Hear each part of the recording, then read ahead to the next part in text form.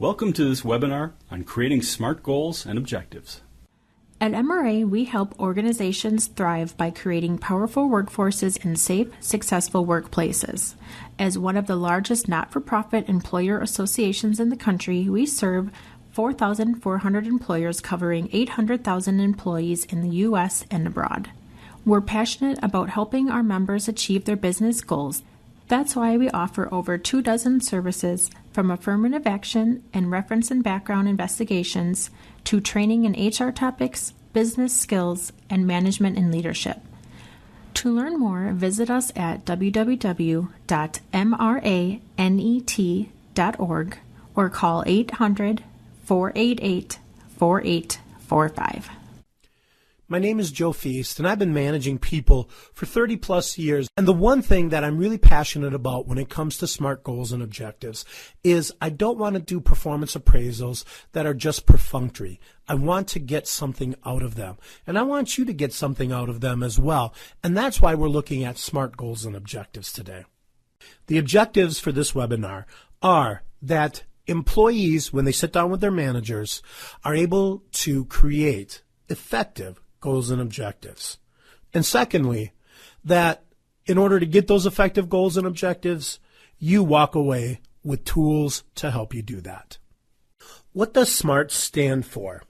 The S stands for specific, M, measurable, A, attainable, R, result-oriented, and T, time-limited. SMART, specific, measurable, attainable, result-oriented, time-limited. When you talk about goal setting, if you're like me, most people's eyes glaze over when the topic comes up. Goal setting is sort of like cough syrup. It's supposed to be good for you. It's supposed to help you. But the fact is it tastes terrible. That's how most people view goal setting. And they dread it. So why even bother goal setting?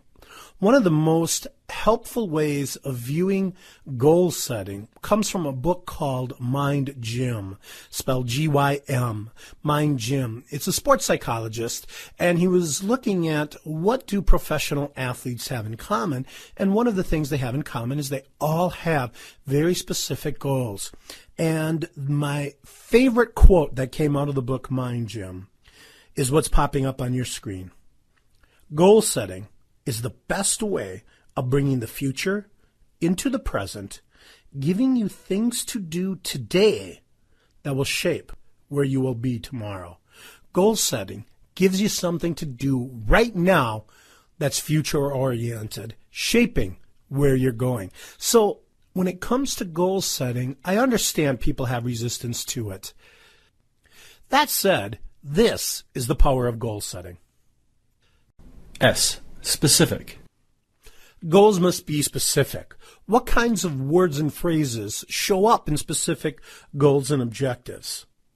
Improve production. You see the specificity there. Improve. Increase efficiency. Decrease waste. Eliminate downtime. Reduce lead time. Add, fill in the blank, new service. Create a system to.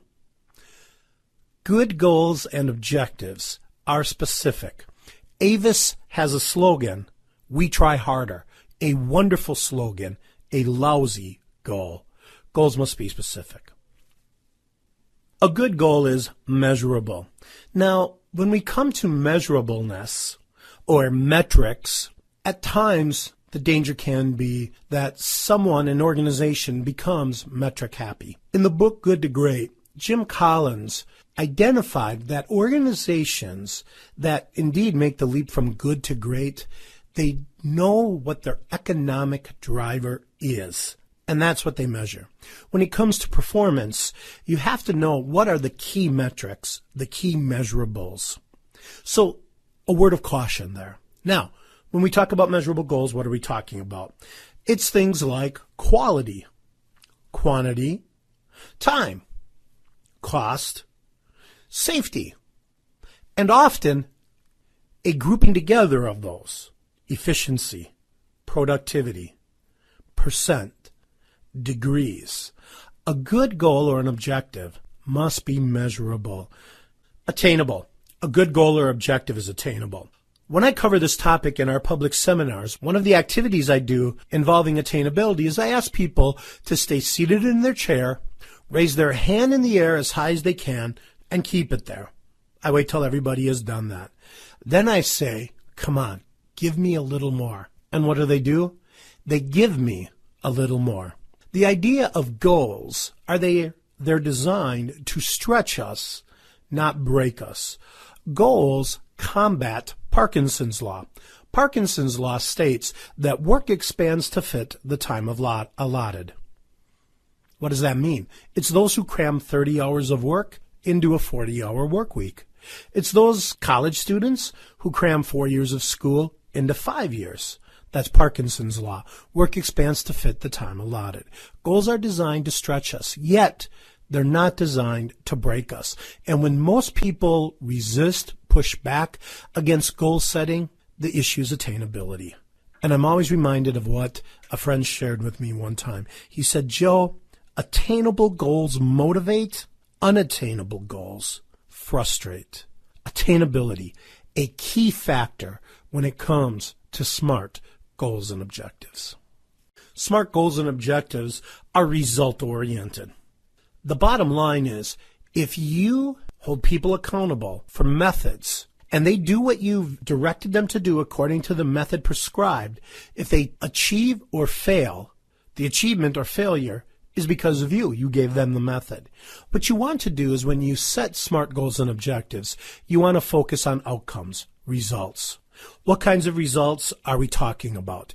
We're talking about the things that we measure, attainability, etc. But a couple key thoughts here. First, if you push quality only, what's the danger? Well, of course, most of us, immediately think quantity will suffer. What if you push quantity only? What's the danger? Quality will suffer. Bottom line, goals must factor in every necessary criteria for success. Effective goals and objectives are multifaceted. And the last component of a SMART goal or objective is that it is time limited. Goals and objectives have deadlines. Now, tips, tools you can use to create SMART goals and objectives when you're doing performance reviews. First tip, use a fill-in-the-blank approach. For example, specifically I want a faster response time on customer returns, measured by hours until resolution. As a side note, attainability is always a judgment call. Use your best judgment on that. The desired result is all concerns resolved within 1 business day. The time deadline is end of year 20 whatever. And another approach for creating SMART goals and objectives, use the formula from, to, by. Let me illustrate. Increase production of product A from 200 units per hour to 250 units per hour while maintaining quality at a 0.05% reject rate by end of year 20 whatever. Another example. Attain market leadership by increasing market share from 40% to 45% while increasing margins from 8.5% to 9.5% by year-end 20 whatever. Hey Joe, can you give us some examples of goals and objectives that are not SMART? Great question. Try harder. I referred to that already. Improve market share. Incomplete. Fix things. Fix what? By end of year 20 whatever, reduce supervisory turnover by establishing better hiring practices. Huh? I need more specifics. I need more measurability, and I need a deadline. A review of SMART goals and objectives. They are specific, measurable, attainable, result-oriented, and time-limited. And as we wrap up this webinar, remember, goal setting is the best way of bringing the future into the present, giving you things to do today that will shape where you will be tomorrow.